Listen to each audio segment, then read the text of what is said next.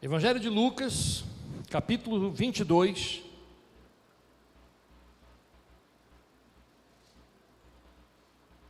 verso 64, a Bíblia vai dizer assim para a gente, você pode acessar a sua Bíblia, abrir a sua Bíblia ou acompanhar na projeção. E, vendando-lhe os olhos, feriam-no no rosto e perguntavam-lhe, dizendo: profetiza-nos, quem é que te feriu? Eu vou ler novamente o verso da palavra de Deus. E, vendando-lhe os olhos, feriam-no no rosto e perguntavam-lhe, dizendo: profetiza-nos, quem é que te feriu? Que Deus abençoe a leitura da sua palavra ao nosso coração nessa noite, amém? Quem é que te feriu? É o tema, título, sobre o qual nós refletiremos nesta noite. Uma pergunta curiosa,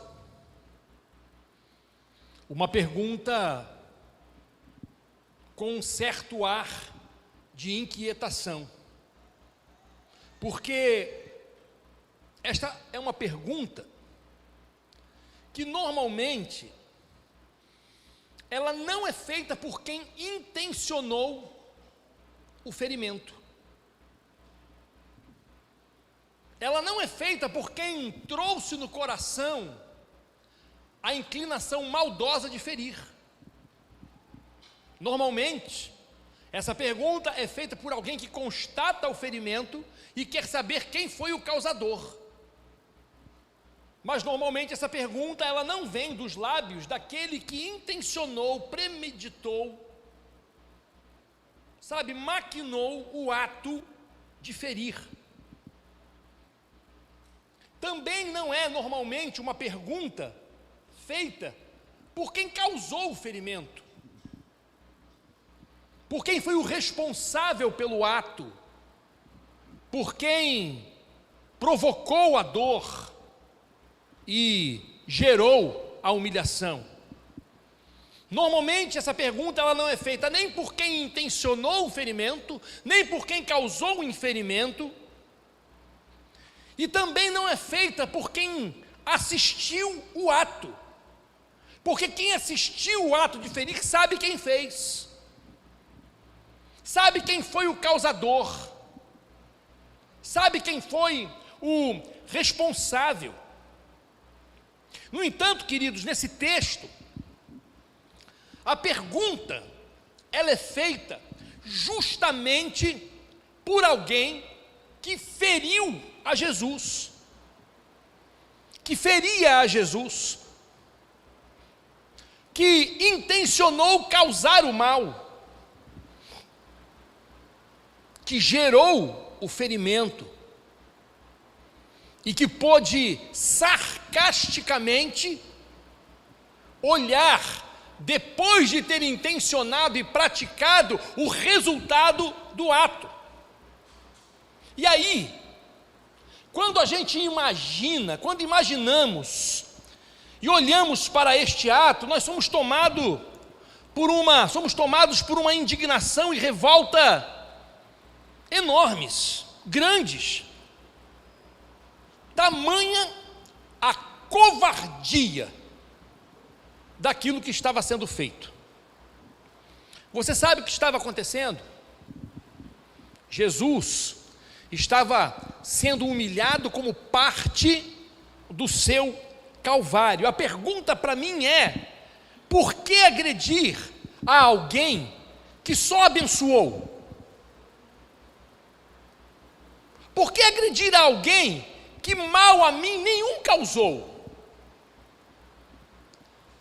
Talvez você já tenha se sentido guardadas todas as proporções se sentindo assim injustiçado. Por que fez isso comigo se eu nunca quis e nunca pensei em fazer mal a fulana, a fazer mal a cicrano? Eu nunca quis puxar o seu tapete, eu nunca quis causar-lhe prejuízo, eu nunca quis me beneficiar em cima dele ou dela. Por que está reagindo e agindo desta forma para comigo? Eu não fiz mal algum. Mas por quê? Por que agredir alguém que só abençoa? Por que humilhar alguém em quem nós encontramos a dádiva do perdão e alguém que só perdoou? Quantas pessoas ao longo dos últimos 3 anos da vida de Jesus se chegaram até Ele culpadas, se chegaram até Ele, carregadas de problemas, de mazelas, de enfermidades, e se afastaram deste encontro, chegaram, tiveram um encontro e saíram de maneira diferente, completamente transformada, ou seja, chegaram de um jeito, chegaram amaldiçoadas, chegaram pesadas, chegaram com culpas, chegaram com uma história, totalmente pesada, um fardo enorme sobre seus ombros, e saíram de perto de Jesus completamente aliviados, restaurados, curados, com a dignidade recuperada e restaurada. Quantas pessoas? No entanto, deve ser de revoltar e de indignar a qualquer pessoa humilhar alguém que só perdoa. Por que zombar de alguém que sempre abriu os braços, de alguém que sempre foi receptivo? Chega um leproso, ninguém pode tocá-lo, Jesus vai e o toca, abre os braços e o recebe. Como foi usado no texto da reflexão de hoje pela manhã, de Marcos capítulo 2, é levado até ele um paralítico carregado por amigos, descido até ele, levado e apresentado à presença de Jesus. Jesus perdoa os seus pecados e ainda vai e restaura a sua saúde, e ele sai de lá com a maca que o carregara até aquele momento debaixo dos seus braços.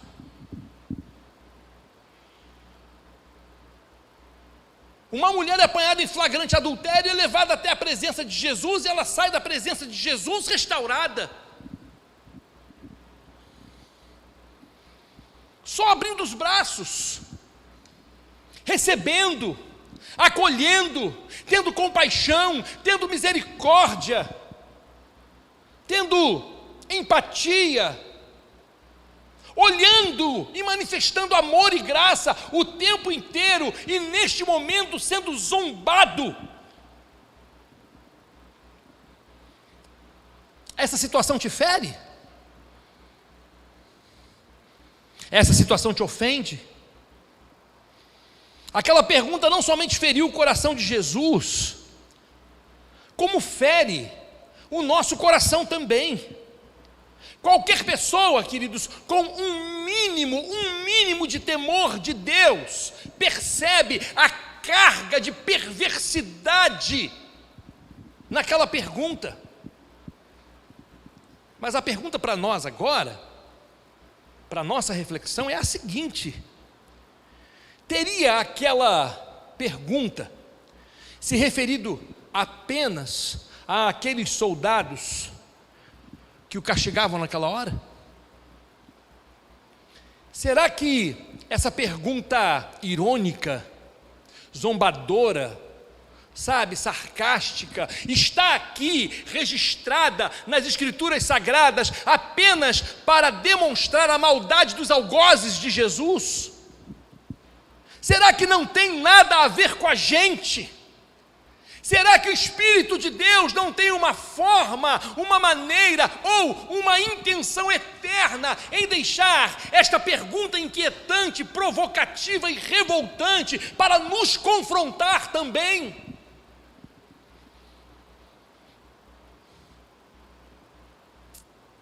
Não somos nós que agredimos a Jesus todos os dias com a nossa desobediência?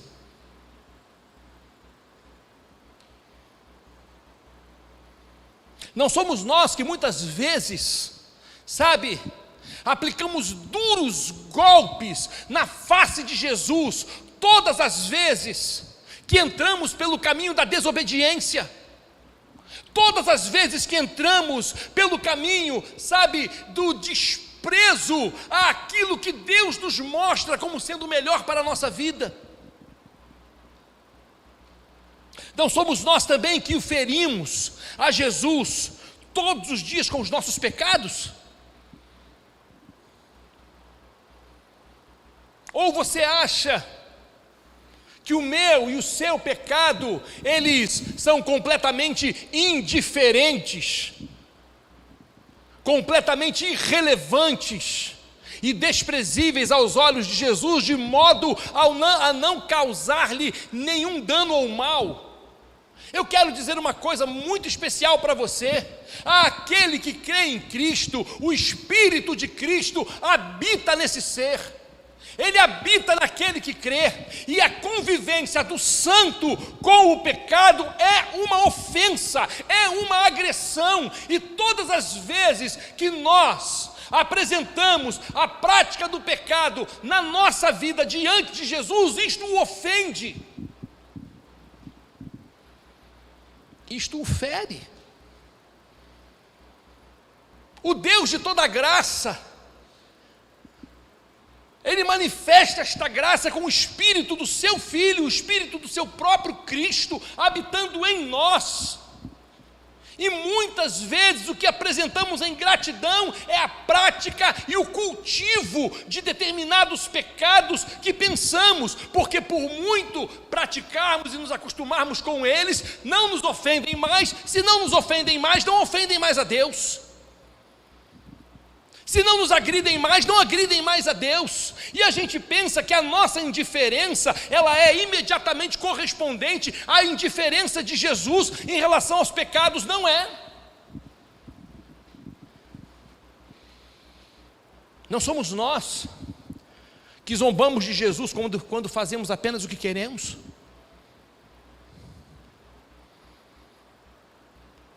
Desprezamos a vontade do Cristo. E a gente faz apenas aquilo que quer. Se tem uma coisa que para muitas pessoas é confortavelmente relativa, é o que se chama vontade de Deus.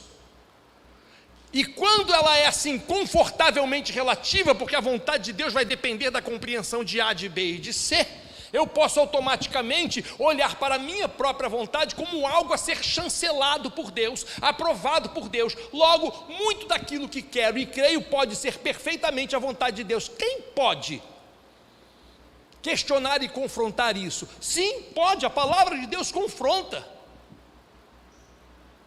A Bíblia fala que a vontade de Deus está envolvida em tudo que é justo, em tudo que é puro, em tudo que é honesto, em tudo que é boa fama. E se nessas coisas há louvor, diz a palavra de Deus, nisso pensai. Não somos nós que ofendemos a Jesus quando ignoramos a vida que tem para nós? É o Deus que oferta, sabe? É o Deus que presenteia, é o Deus que coloca à disposição a sua dádiva, e Ele está dizendo: olha, eu tenho uma vida nova, eu tenho um caminho novo, eu tenho um tempo novo, eu tenho um tempo de perdão de pecados, eu tenho um tempo, sabe, de derramar da minha graça, eu tenho um tempo de santidade, de santificação, eu tenho um tempo de abertura das minhas portas e da minha porta para a sua vida. Eu tenho este tempo, eu tenho um tempo de caminhar na fidelidade, e caminhando na fidelidade, colher os frutos dessa fidelidade. Você quer caminhar nisto comigo? Não, eu não quero, eu quero fazer aquilo que eu quero. A vida que o Senhor me oferece, ela não é tão atraente assim.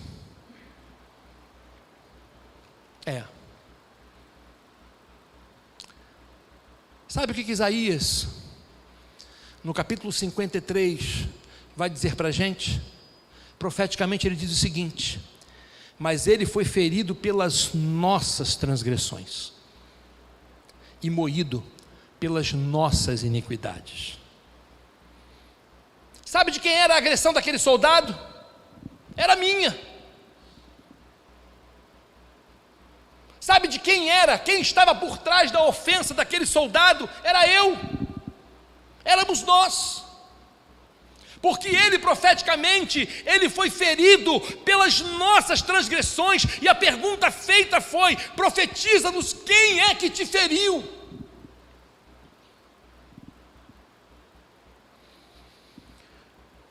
A pergunta feita pelos soldados, queridos, ela possui resposta. Ela possui respostas. E elas não são as que nós formulamos na nossa indignação e revolta.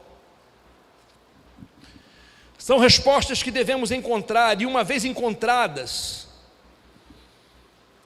essas respostas devem nos levar em quebrantamento diante do ferido, do humilhado, do agredido, do zombado. Você consegue ouvir essa pergunta ecoando aí?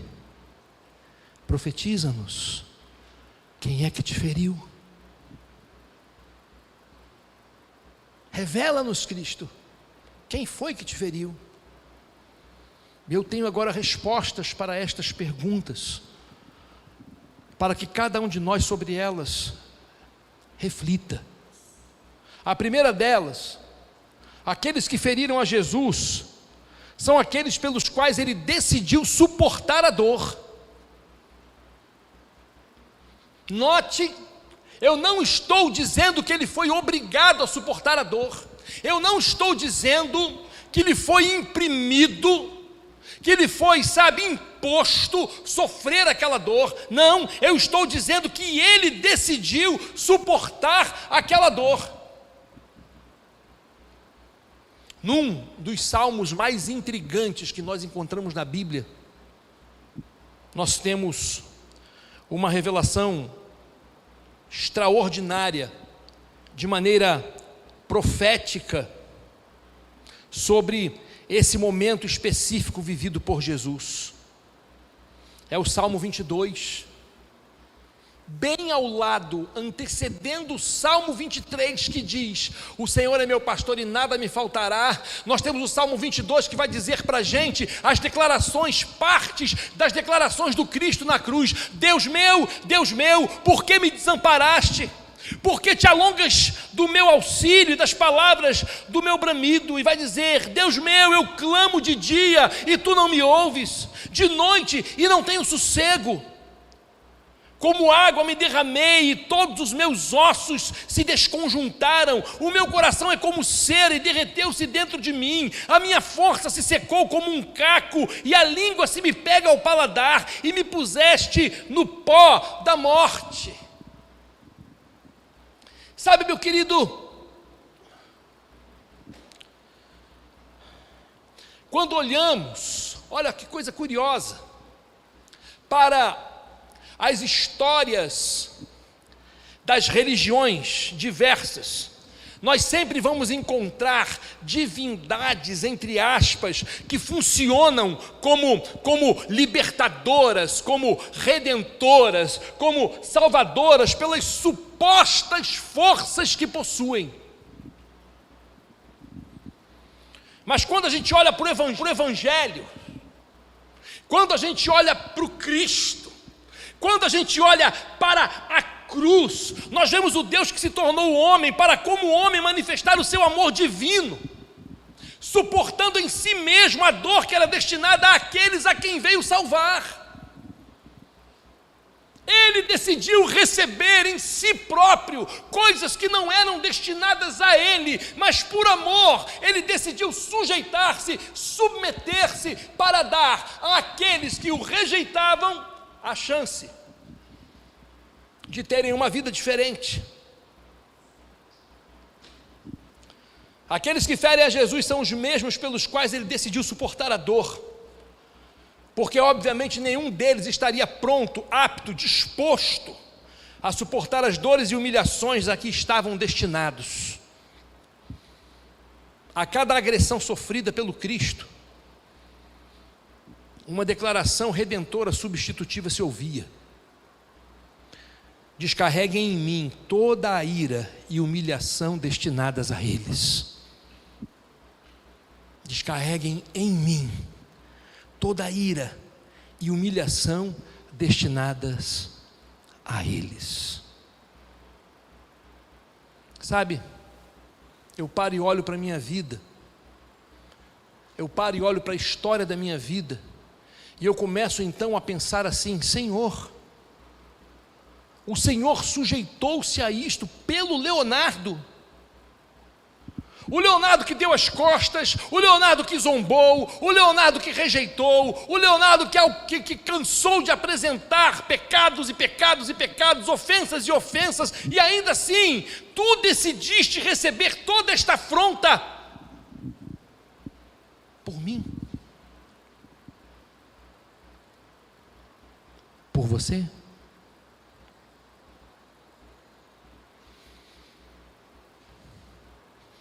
É constrangedor. E não é à toa que a Bíblia vai dizer que o amor de Cristo, ele nos constrange, por conta de tudo o que ele foi capaz de se sujeitar, de se submeter e enfrentar, apenas para mostrar a mim e para mostrar a você o quanto Deus nos ama. Então a primeira resposta para essa pergunta: profetiza-nos, quem é que te feriu? É que aqueles que feriram a Jesus são os mesmos pelos quais ele decidiu suportar a dor. Em segundo lugar, aqueles que feriram a Jesus são aqueles pelos quais decidiu pagar a dívida. Ele decidiu assumir a conta. Engraçado que nós temos amigos, né, que eventualmente pagam as nossas contas. Não sei se você tem, eu tenho alguns, né, e às vezes funcionam como este para alguns também. Vamos fazer um lanche, vamos sair, vamos comer, vamos almoçar, alguma coisa. Não, deixa que eu pago, não, meio a meio, não, deixa que eu pago aqui, não, peraí, passei o cartão, paguei. Paguei a sua parte da dívida, paguei a sua conta, né? O que nós estamos falando aqui era de algo completamente impagável.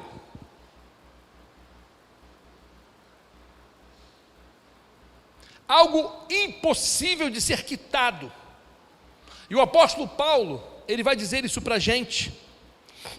Em Colossenses capítulo 2, 13 e 14, ele diz assim: e quando vós estáveis mortos nos vossos pecados, e na incircuncisão da vossa carne vos vivificou juntamente com ele, perdoando-vos todas as vossas ofensas, e havendo riscado a cédula que era contra nós nas suas ordenanças, a qual era de alguma maneira contrária, a qual nos era de alguma maneira contrária, e atirou do meio de nós, cravando-a na cruz. Eu quero dizer uma coisa para você que não é novidade. Aqueles que ferem a Jesus são donos de dívidas impagáveis, de débitos inquitáveis. Pergunta: quem intercederia por nós? O apóstolo Paulo, o que ele faz? Ele pinta o quadro de uma lista de pecados, erros, lamentos, arrependimentos que foram levados à cruz pelo Cristo ferido. E entre a mão de Jesus e a cruz, você pode perceber pela fé a imagem de uma lista. E a única coisa que talvez seja possível ler é no cabeçalho daquela lista o meu nome ou o seu nome, sabe? Lista de débitos, de dívidas para com Deus, de Leonardo Legentil ou de qualquer um de nós, só que o resto não é mais possível ser lido, porque a mão do Cristo cobre. A mão do Cristo cobre a lista dos meus e dos teus pecados. Aquilo que está no alto da lista é coberto pela sua mão. Aquilo que está abaixo é coberto pelo sangue que cobre cada um daqueles pecados, que cobre cada uma daquelas declarações de culpas, de erros, de dívidas, porque Ele, o Cristo, decidiu voluntariamente pagar a minha dívida e a tua dívida no teu lugar. Deus tem escrito uma lista de falhas, entretanto a lista que Deus tem feito não pode ser lida. As mãos do Cristo ferido são o carimbo de Deus que imprime: está pago, para a glória de Jesus. Meu querido, minha querida, a minha, a sua, a nossa dívida é arriscada, porque o ferido decidiu pagar cabalmente por ela, aleluia.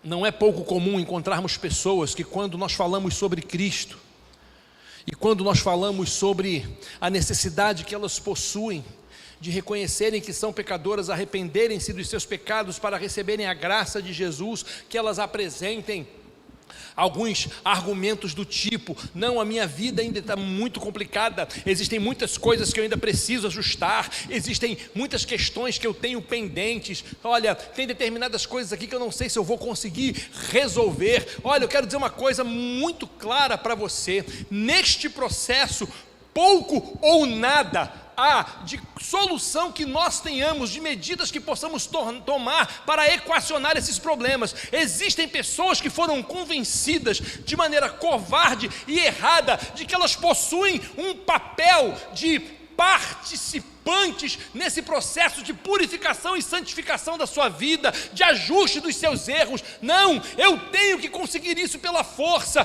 Não, eu tenho a minha parte. Não, eu tenho um preço a ser pago. Não, não tem preço a ser pago, porque Ele pagou todo o preço. Porque Ele pagou, e não há nada que eu possa fazer que possa equacionar o meu problema e o meu débito com Deus. Senão a graça não seria graça, o amor não seria amor e o perdão não seria perdão. E as pessoas ainda olham para si e elas imaginam-se ainda como: não, eu não posso, na minha vida ainda não dá, e vai continuar não dando enquanto perceber que só Jesus pode limpar. Diz o hino do cantor cristão: dos teus pecados te quero livrar, seu sangue tem poder, sim, tem poder. Há poder sim, força sem igual, só no sangue de Jesus. Há poder sim, prova o pecador, aceita o dom de Jesus. Amém, queridos?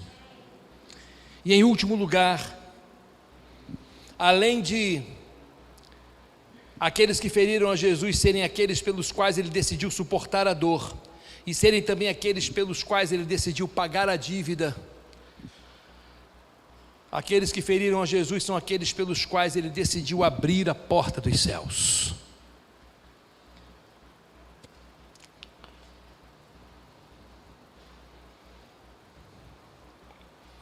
Uma vez eu estava fazendo um casamento numa casa, uma casa muito bonita, um jardim muito bonito, e estávamos aguardando, obviamente, a noiva chegar. O noivo estava com os seus amigos, eu já havia me identificado com a família, e engraçado que eu estava conversando com os parentes, e o comentário era o seguinte: eu não sei se você já se encontrou nessa situação, ou numa ou em outra, você vai entender o que eu vou dizer. E estávamos ali na festa, e assim, né, festa, né, casamento, família abastada, uma família com a condição financeira razoavelmente boa, um buffet todo contratado, e de repente você vê chegar na festa algumas pessoas que não foram convidadas. Os famosos penetras.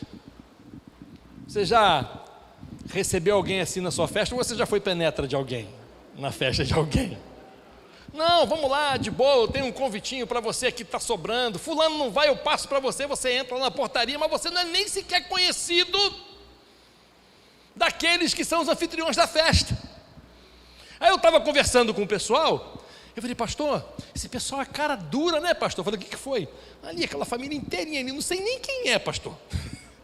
Ué, é convidado de algum parente seu? Não, pastor. É gente que você não conhece? Não, não conheço não, pastor. Eu falei, que legal, né? E aí eu não resisti ao requinte de crueldade na hora de iniciar a celebração.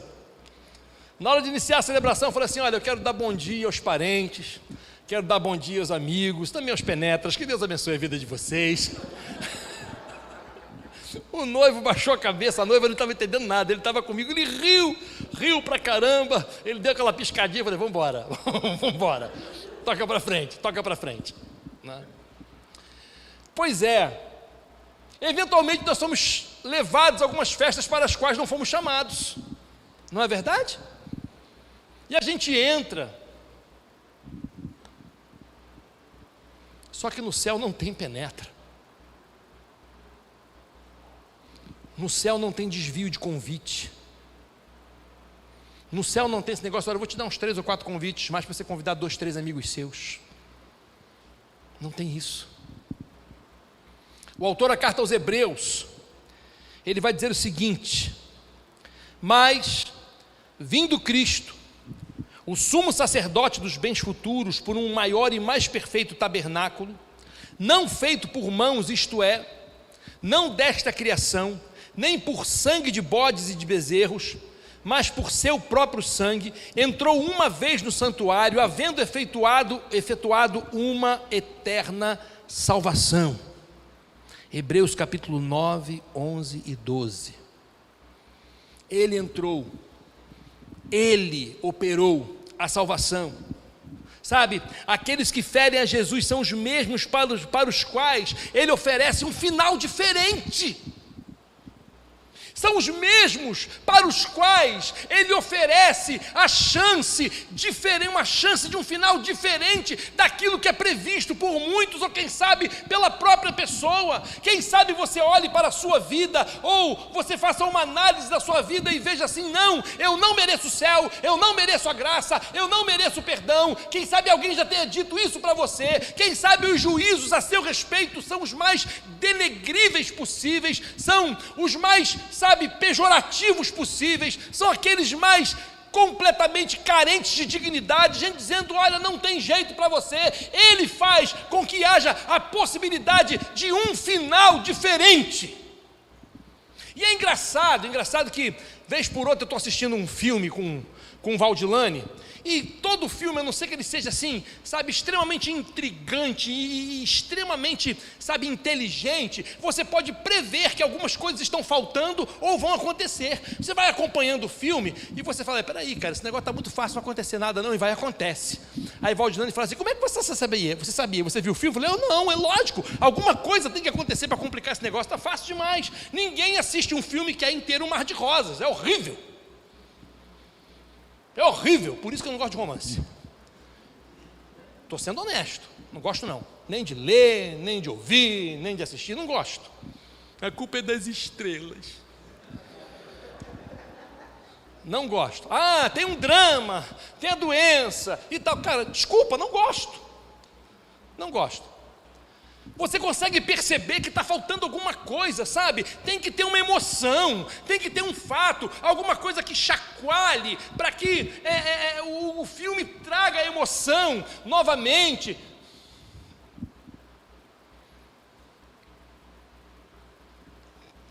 Para muitas pessoas o que falta é Cristo, nesse filme chato da vida que estão vivendo.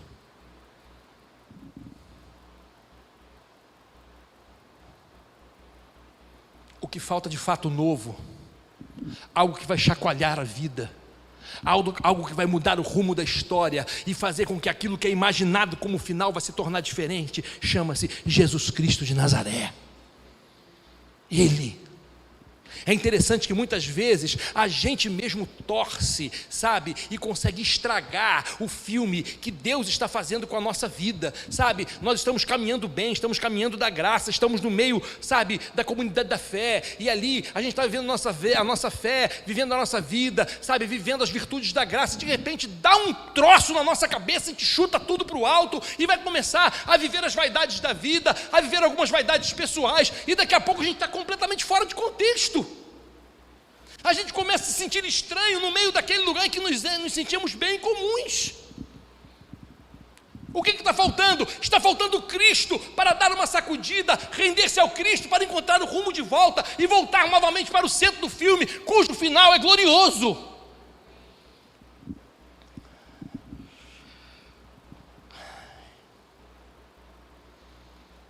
Provavelmente não seria difícil prever o final de alguém cuja vida é um verdadeiro linchamento ao Cristo,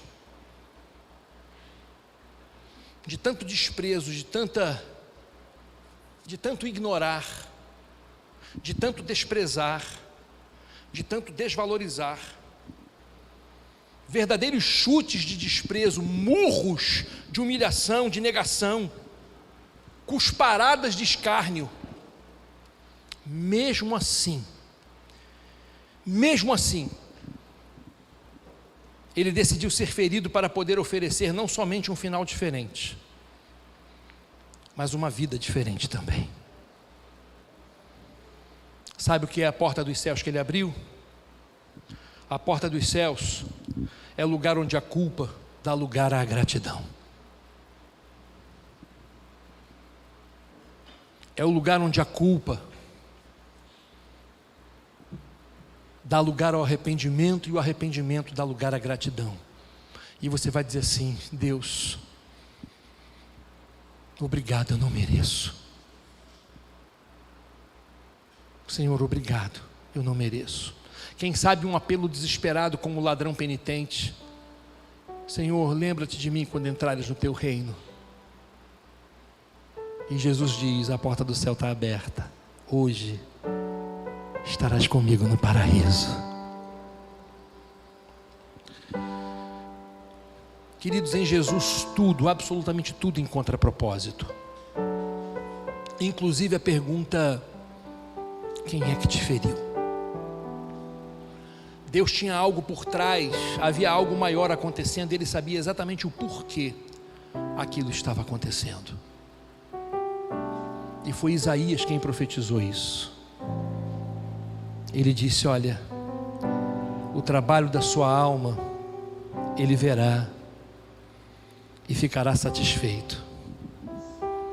Com o seu conhecimento, o meu servo justo justificará a muitos, porque as iniquidades deles levará sobre si.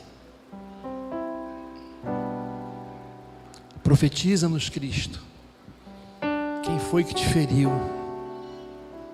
E ele diz: foi você, mas eu decidi sofrer por você. Cada pancada foi você, mas eu decidi pagar a dívida por você. Cada centavo foi você, mas eu decidi dar a você a chance de ter um final diferente. Eu vou te abrir a porta dos céus. Sabe, meu querido, nós estamos vivendo um tempo em que as pessoas estão preferindo encherem lugares onde elas recebam mensagens de autoajuda do que frequentarem lugares onde elas sejam confrontadas de seus pecados. Eu quero dizer para você: todas as palavras de autoajuda que possuem o seu lugar dentro do contexto da fé, elas são para um outro momento. Elas são para um momento de desânimo. Elas são para um momento de esfriamento da fé. mas nenhuma delas substitui o confronto do pecado que leva ao arrependimento e que por consequência leva ao perdão e à restauração, porque é isto que te põe de pé, é isto que te restaura diante de Deus. Nessa hora, por exemplo, diante desta palavra, é muito provável que a grande maioria de nós ache não se enquadrar nela. Sabe por quê? Porque não tem o hábito de ser confrontado em relação aos pecados. Eu quero dizer para você que Jesus morreu por isso. Jesus morreu não para que você encontrasse uma maneira de ser feliz aqui, próspero, bem-sucedido aqui. E não estou dizendo que essas coisas não fazem parte do plano de Deus para a nossa vida aqui. Eu não estou dizendo isso. Eu estou dizendo que Ele veio resolver um problema que ninguém conseguiria resolver por você. Ele veio para mostrar a mim e a você que nós somos pecadores, e que se a gente não se arrepender, a nossa condenação é a morte, porque o salário do pecado é a morte. Os nossos pecados e as nossas iniquidades fazem separação entre nós e nosso Deus, diz Isaías. Estas mesmas iniquidades escondem o seu rosto de nós, de maneira que não nos ouça as orações. Mas uma vez que esses pecados são confrontados e nos convencemos de que somos pecadores, e descobrimos que aqueles que feriram a Cristo fomos nós temos a oportunidade de nos arrependermos disso diante do Senhor e nos prostrarmos e dizermos a Ele: Senhor, perdoa-nos, nós não sabíamos o que estávamos fazendo. E aí, o Espírito de Deus ministra no meu e no seu coração o perdão que vem do alto pelo derramar do sangue de Jesus, porque a Bíblia diz: se confessarmos os nossos pecados, Ele é fiel e justo para nos perdoar os pecados e nos purificar de toda injustiça. Se o salário do pecado é a morte, diz a Bíblia,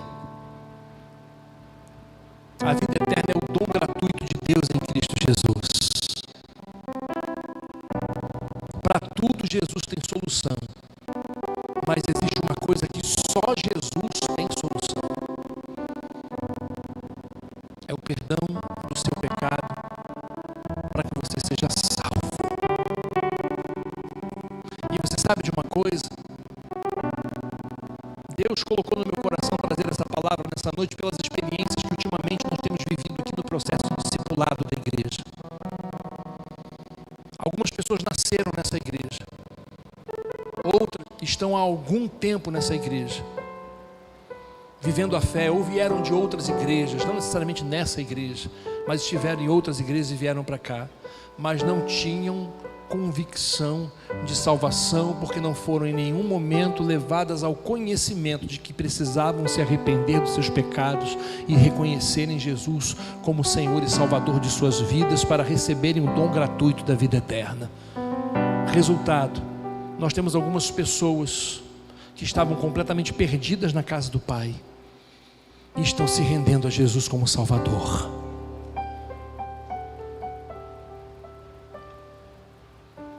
Quem sabe não é o dia de mais alguém nessa noite. Queria que você baixasse a sua cabeça, que você orasse. Profetiza-nos. Quem foi que te feriu?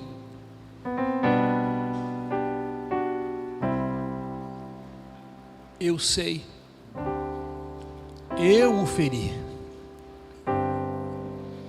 mas o sangue de Jesus, o seu Filho, me purificou de todo o pecado. Nessa noite, Jesus chama aquele que está afastado para voltar. Jesus chama aquele que nos visita e que não o recebeu como Senhor, para que o receba, para que reconheça: Ele tem um final diferente para a sua vida.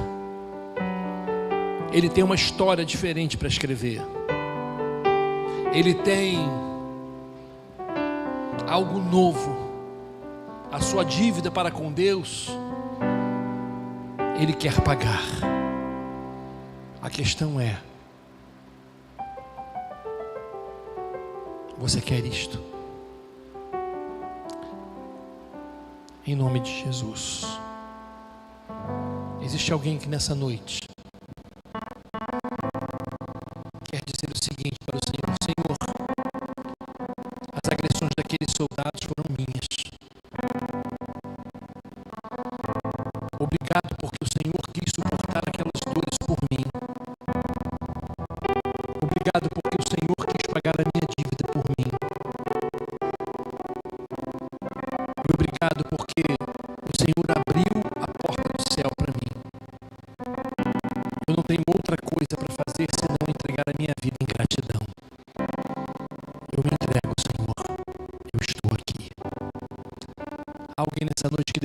fazer isso em nome de Jesus.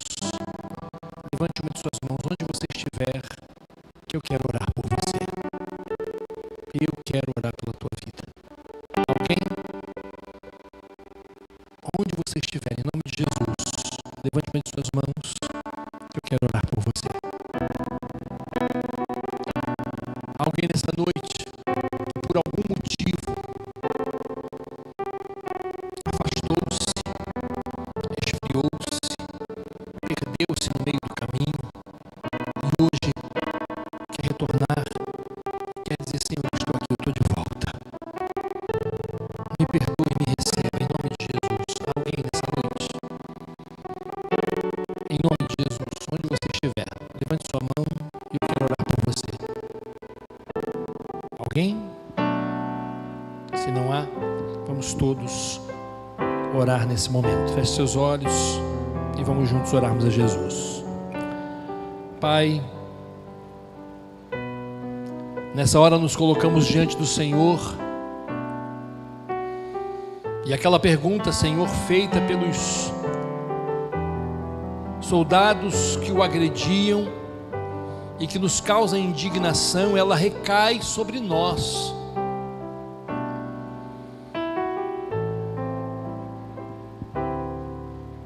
Aquelas agressões também foram nossas.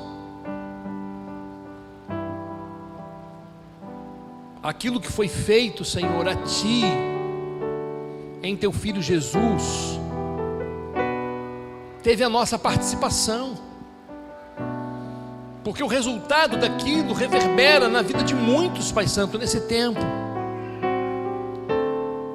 É desobediência, é o ignorar da Tua vontade, é o desprezar da doce direção que vem da Tua voz. Ah, Deus, tem misericórdia da gente, tenha piedade de nós. E eu te peço, Deus, em nome de Jesus, dá-nos a graça de desfrutarmos do caminho aberto pelo Senhor para cada um de nós em direção ao céu. Queremos viver porções da glória celeste aqui nesta vida, sim, queremos, Deus, mas sobretudo queremos ter a certeza de que esta não nos será tirada.